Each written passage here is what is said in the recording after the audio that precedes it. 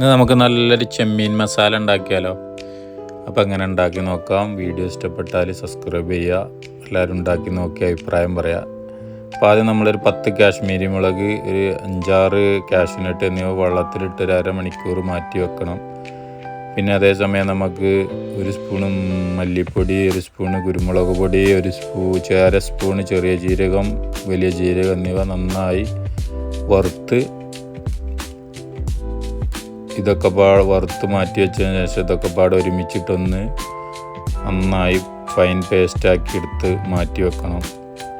എന്നിട്ട് നമ്മൾ നേരത്തെ ക്ലീൻ ചെയ്ത് വെച്ച ചെമ്മീൻ മഞ്ഞൾപ്പൊടി ഇട്ട് മാറ്റി വെച്ചിരുന്നു. അത് നമ്മളൊന്ന് ഫ്രൈ ചെയ്ത് നെയ്യിലൊന്ന് ഫ്രൈ ചെയ്ത് മാറ്റി വെക്കണം. എന്നിട്ട് അതിലേക്ക് അതേ എണ്ണയിലേക്ക് തന്നെ ലേശം കറിവേപ്പില, ഒരു ചെറിയ വലിയുള്ളി, പിന്നെ ആവശ്യത്തിന് പച്ചമുളക്, ലേശം നെയ്യും കൂടി ചേർത്ത് കൊടുക്കുക. എന്നിട്ട് നമ്മൾ നേരത്തെ അരച്ച് വെച്ച പേസ്റ്റ് അതിലേക്ക് ചേർത്ത് നന്നായി എണ്ണ തെളിയുന്നത് വരെ വാട്ടിയെടുക്കണം.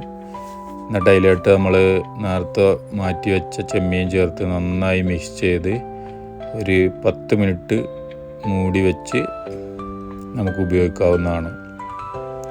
നല്ല ചോറിൻ്റെ കൂടെയും ചപ്പാത്തിൻ്റെ കൂടെയൊക്കെ ഉപയോഗിക്കാം. എല്ലാവരും ഉണ്ടാക്കി നോക്കി അഭിപ്രായം പറയാം. Thank you.